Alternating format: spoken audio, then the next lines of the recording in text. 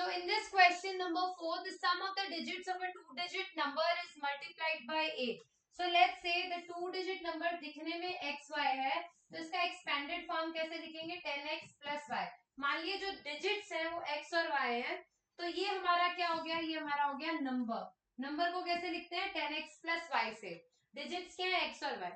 Question में बोला the sum of the digits of a two digit number. Digits का जब हम सम करेंगे उसको 8 से मल्टीप्लाई करेंगे is multiplied by 8, then the result is found to be 13 more than the number.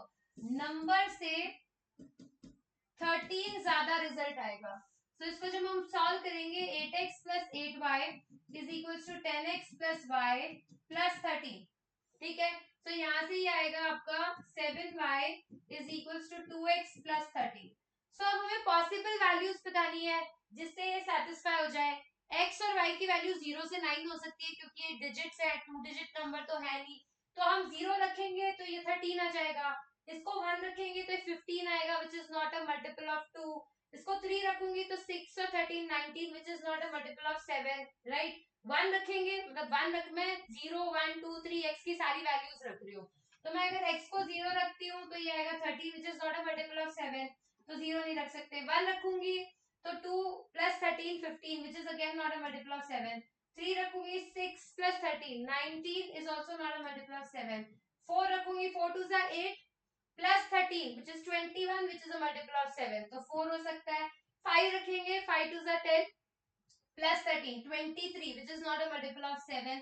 ठीक है. 6 रखेंगे हम लोग, ये तो हो ही गया आंसर. 6 रखेंगे तो 6 2 is 12 and this 13 is 25 not a multiple of 7. Again फिर मैं यहाँ पे 7 रख के देखूंगी.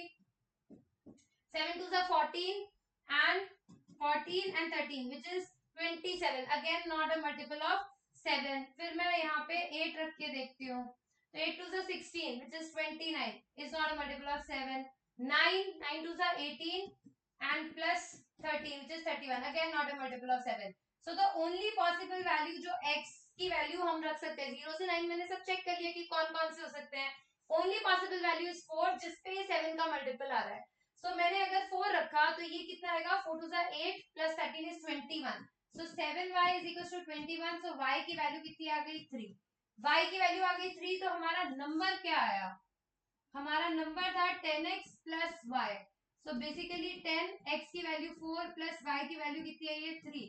तो 4 which is 40 plus 3 which is 43. तो हमारा नंबर जो आया वो 43 आया. You can cross check also if you want to. तो 43 को आप चेक करेंगे कि सम ऑफ द डिजिट्स जो है उसको अगर मैं 8 से मल्टीप्लाई करती हूँ तो क्या ये मेरा 43 नंबर था, क्या 43 में 13 ऐड कर दे तो उतना ही आ रहा है 56 आ रहा है. तो विच इज करेक्ट. तो 43 क्या है, क्या 43 इवन नंबर है? No. Such that the difference of its digit, इन दोनों का डिफरेंस 2 है? नहीं, 1 है. Such that the sum of its digit is a composite number, इन दोनों का जो सम है वो क्या कंपोजिट नंबर है? 4 plus 3 7. नो, तो प्राइम नंबर है. तो ये भी गलत हो गया. करेक्ट आंसर क्या हुआ? Prime number. जो ये टू डिजिट नंबर आया 43 है, 43 is the prime number. So the correct answer is a. Hopefully you got it. तो यहाँ पे हिट एंड ट्रायल नहीं बोलते इसको, यहाँ पे आके you have to check the possibilities कि x और y डिजिट्स हैं तो 0 से 9 हो सकती है. तो x की पॉसिबल वैल्यूज देख के देख लो. 0 भी नहीं हो सकती थी x की वैल्यू क्योंकि फिर वो टू डिजिट नहीं रहता. तो 1 से 9 ही चेक करनी थी. एंड भी मल्टीपल केसेस में भी हो सकता है पर इसमें डेफिनेटली एक ही आ रहा होगा तभी उसने ऐसे ऑप्शंस दिए थे. तो फिर भी हमने सारे चेक किए कि एक से ज्यादा पॉसिबिलिटी तो नहीं है क्या.